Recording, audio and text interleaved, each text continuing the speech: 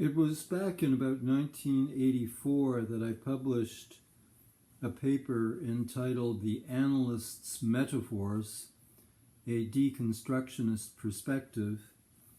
In that paper, I made clear that although what I was saying resembles deconstruction in Jacques Derrida's sense of that term, I was really meaning de-literalization of metaphors that have been taken literally. Lakoff and Johnson had published a book called Metaphors We Live By. They meant metaphors that had been literalized. Instead of being so-called live metaphors, they had become dead metaphors. That itself, of course, is a metaphor. Or we can speak of metaphors that have become frozen or concretized. And what I meant by deconstruction was simply the de-literalization, the unfreezing, or to use yet another metaphor, the resurrection of such dead metaphors, bringing them back to life, by which one means simply recognizing that they are metaphors, which are comparisons, which grasp one thing in terms of that thing's resemblance to something else that is better known. At the beginning, automobiles were referred to as horseless carriages, comparing this newfangled thing, the automobile, to something well known, a horse-drawn carriage. So this is the way we learn, this is the way we expand our knowledge, this is the way we acquire new knowledge, through these comparisons, these metaphors that draw attention to similarities. But when the metaphor becomes dead, relative similarity is turned into absolute identity. The sense of the difference is lost, and the metaphor becomes totalized, and we become captured by this totalized or literalized metaphor, which is no longer one take on something in terms of how it resembles something else, but it becomes our total understanding or perception of that object. I went on in that paper to make the point that the same kind of thing happens with contrasts. We learn about something by contrasting it with something else, not just comparing it in terms of its similarities, but comparing it in terms of its differences. But relative differences become absolutized. Relative differences become absolute differences. A contrast becomes an antithesis. In psychoanalytic theory, sometimes this is what we mean by splitting, thinking in terms of opposites, absolute opposites, and this is just as much a form of similarity as absolute identity. Psychoanalysts have long had a sense of the pathology of fusion, merger, absolute identification or primary identification, in which the boundary between two things is lost and they become as one. Particularly Janine Chasquet-Smergel has an understanding of perversion as entailing this kind of fusion. Many other analysts have understood psychosis in terms of this loss of boundaries and this kind of fusional identity. We have not always seen that psychopathology equally entails absolute difference, not just the loss of differences, but the absolutization of differences. And that, of course, is what severe splitting entails. So in this kind of absolute antithesis, we lose sight of what two things have in common. In absolute fusion, we lose sight of what two things, how two things differ. We can lose sight of the differences. We can lose sight of the similarities. In both cases, we move from the area of relativity into the area of the absolute, the area of totality, total similarity or identity, total difference or antithesis. Okay, these are equal forms of regression into the paranoid schizoid position where this kind of literalization reigns. Now, of course, this is the field, the paranoid schizoid position, where fundamentalist religion exists and fundamentalist ideology. We could say this is the realm of perverse religion as opposed to healthy or creative religion. Creative religion involves the transitional area, to use Winnicott's language. It's an area of as if, one mustn't ask, is the soft toy invented or is it found? Is it alive or is it dead? We don't ask this question. In relatively healthy religious practices, we keep the religion in the transitional area. We don't really ask, do you believe in God or don't you? We don't force the question. It becomes an area of play, like going to the cinema.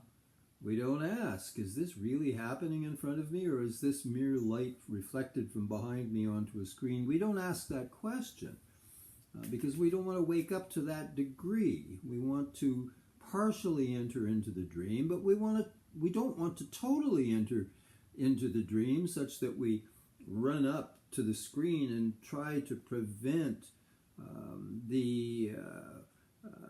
the anti-hero from stabbing the hero or heroine. That would be the loss of the transitional. But sitting scoffing and calming oneself by saying, well, this is just a movie, I'm not going to take this seriously, that's equally a loss of the transitional.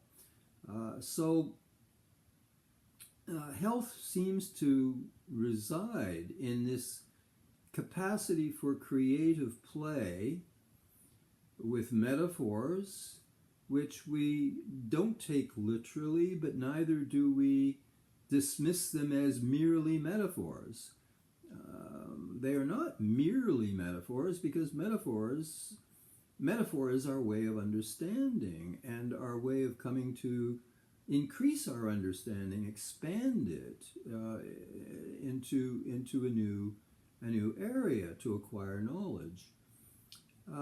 Okay, so that 1984 paper was all about the problem of taking metaphors literally. And of course, I was speaking not just of patients who literalize, but I was talking about psychoanalysts who literalize the concept of the drive, for example, as if libido and aggression is a biological force that bubbles up from the body, as opposed to human desire and human aggression. Classical Freudian theory literalized the drive to a considerable extent. Not so much nowadays, but certainly back in the 1950s and 60s, drive theorists really took these things quite literally as kind of like innate biological forces in the infant and the child and the adult. Self-psychologists tended to think of the self as some kind of fragile ceramic object that could easily fragment if it were not handled extremely gently. They kind of got a bit entangled in that metaphor of the fragility of the self or of the fragmented self, and they took that quite literally very often. Okay. I think now, in the years since 1984, I think I've expanded my understanding beyond metaphor to the closely related concept of myth. And right now I'm thinking of that classic, I think it was 1956, paper by Ernst Kreis called The Personal Myth, a Problem for Psychoanalytic Technique. Ernst Kreis, 1956. I think he was getting at this. He described 3 patients in that paper who had formed, on the basis of their experience and their imaginations, screening their experience through their imagination, imaginatively elaborating upon their experience, employing certain defenses against painful aspects of their experience, they had put together a personal myth. I think one of the patients essentially had formed a personal myth as if he were a kind of Superman. He had this great need to be a Superman. 2 other case examples were given by Kreis. I think I have expanded this concept a little. I think anyone with any significant degree of psychopathology, and of course that's everyone, from the psychoanalytic perspective we have the normal curve, and the majority of people are there in the middle with significant psychopathology. It's abnormal to be psychotic. It's abnormal to be healthy and free and creative. Normally, people suffer from mild to moderate to severe forms of psychopathology. And in my view, this pathology is always helpfully understood as the person, the sufferer, being captured by a myth, or if we want to speak in a Kleinian way, by a fantasy, spelt with a PH, a fantasy that has been literalized, that has been totalized, that is taken for granted. The person is operating with a taken for granted, assumed identity, taken for granted assumptions about the nature of the self, about the nature of the world, the nature of other people. In classic sociological theory, we have the concept of the definition of the situation.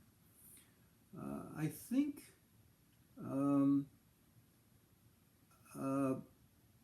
W.I. Thomas, but I think the concept might have been originated by another theorist, but W.I. Thomas certainly picked it up, and it came to be known as Thomas's theorem. Situations that are defined as real are real in their consequences for behavior. Now, this is not a statement of a radical postmodern relativism. Thomas was not saying that situations that are defined as real are real. That would be a radical constructionism and radical relativism. There is no reality outside of our definitions of the situation. That is not Thomas's point. They are real in their consequences for behavior. In other words, we act on the basis of our definition of the situation. And the example I always gave was the Canadian who is driving in New Mexico, and a native of the area is in the passenger seat beside him. It's at night, and suddenly a large, round object seems to be sitting in the middle of the road, and the Canadian thinks it's a boulder. He defines it as a boulder in the middle of the road. He swerves, puts their life at risk by his swerving around, and the native reaches over and grabs the wheel and steers right into it. We want to understand not so much what it was as to their different definitions of what it was. Canadian defined it as a boulder, something to be avoided. The native defined it as tumbleweed, something harmless to be driven through. Okay, people act on the basis of their definitions of the situation. And of course, sociologists always confine themselves to consciousness. They generally hate psychoanalysis, at least they did back in my day. So they don't include the unconscious. But if we take this concept into a psychoanalytic context, then we talk about conscious definitions of the situation, pre-conscious definitions of the situation, and unconscious definitions of the situation. And of course, as a psychoanalyst, I'm most interested in the unconscious definitions of the situations, the unconscious personal myth, the unconscious literalized dead metaphors upon which we act, upon which we live our lives. So then, what then is psychoanalysis? The patient comes in, the patient tells complicated stories, the analyst listens, and it's very easy to get caught up in the minutiae. It's very easy to get caught up in the analysis of certain foreground conflicts, especially if you're working with a conflict theory of the mind. The patient is describing his or her conflicts, and you have a theory of human conflict between eros and thanatos, between love and hate, between biophilia and necrophilia, between loving and hating. Very easy to get caught up in all of that and think that that is the essence of the work. But as time has gone on, I have come increasingly to see that these more manifest conflicts are embedded in a wider and deeper definition of the situation, a wider and deeper personal myth, in a core fantasy, spelt with a PH, a core fantasy that is unconscious, but that is sort of the grounding for this person's sense of identity and meaning, their sense of who they are and what life is about.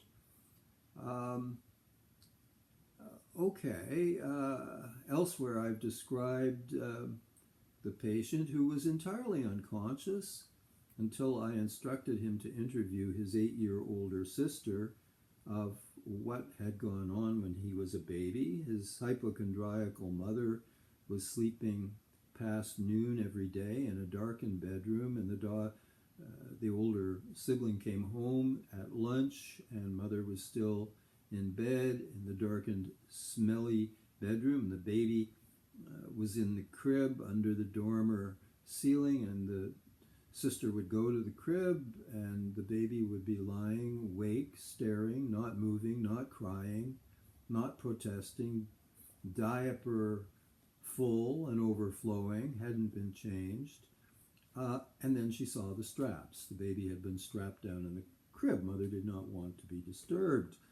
So the baby was strapped down. Well, that was a key discovery, because this man suffered from severe claustrophobia. The whole world was trying to strap him down. He had road rage. He couldn't tolerate traffic jams.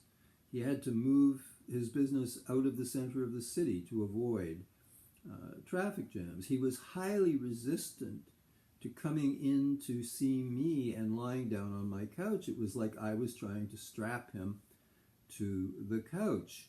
His whole life was a rebellion against straps, and he was a highly intelligent man, and he was very good at fighting against straps. But that was his personal myth, a fighter against being strapped down by anything or anyone. Okay, it's good that we found the origin of this, but I don't even think that's essential. What's important is to understand the personal myth. I'm thinking now of another patient whose life has gotten very messed up despite her high intelligence and creativity, because, and this can be formulated in Kleinian terms simply as a kind of a severe splitting, things did not go well between her and her mother, and the problem is she can't feel at home for very long anywhere or with anyone. She believes in a good place, a good home, I would say a good breast, and she seeks it.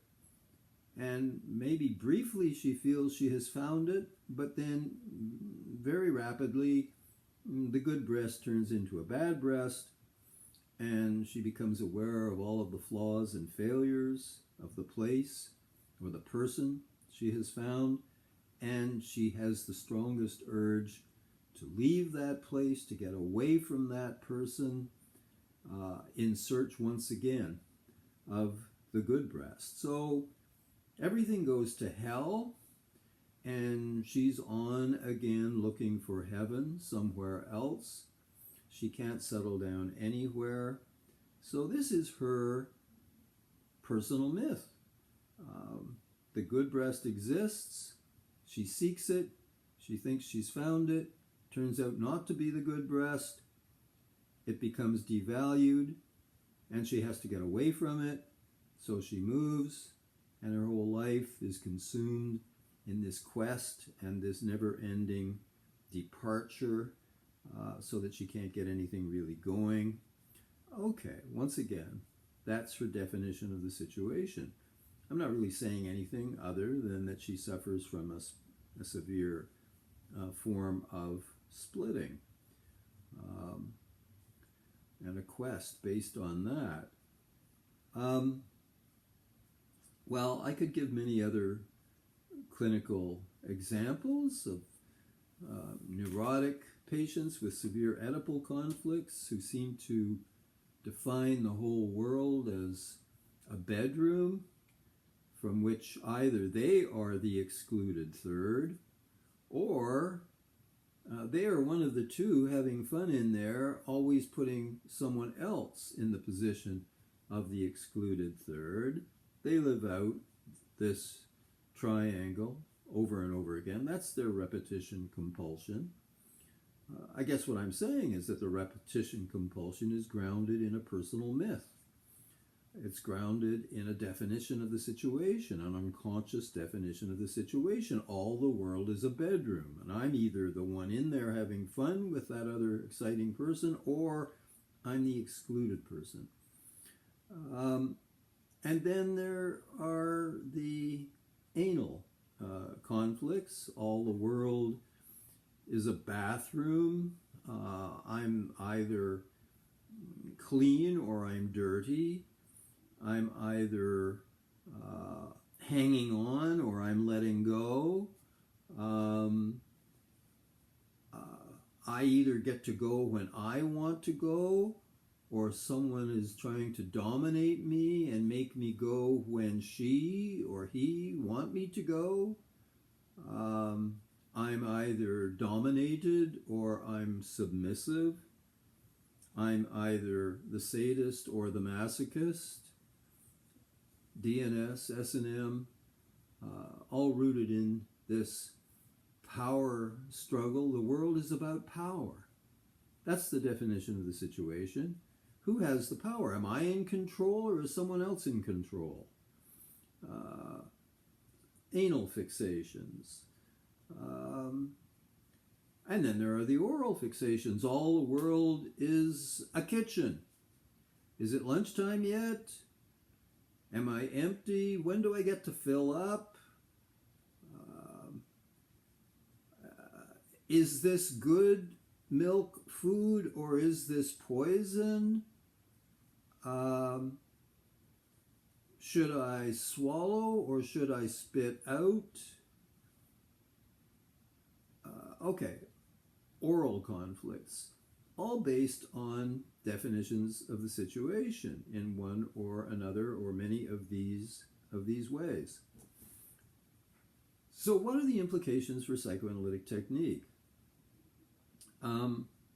Sit back, don't get too caught up in, certainly not in the conscious conflicts or the pre-conscious conflicts, but even when you get into the unconscious, don't get too caught up on the manifestations of the core fantasy, but listen for the core fantasy. It may take a considerable period of time of empathic listening to be able to get to the underlying fantasy, the underlying definition of the situation.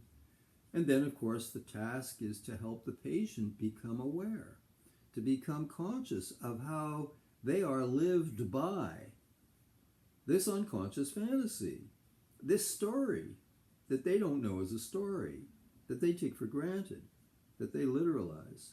And we help them become aware of the story. They start to see it happening. They start to see how they narrate this all the time, how they force reality to conform to the fundamental storyline.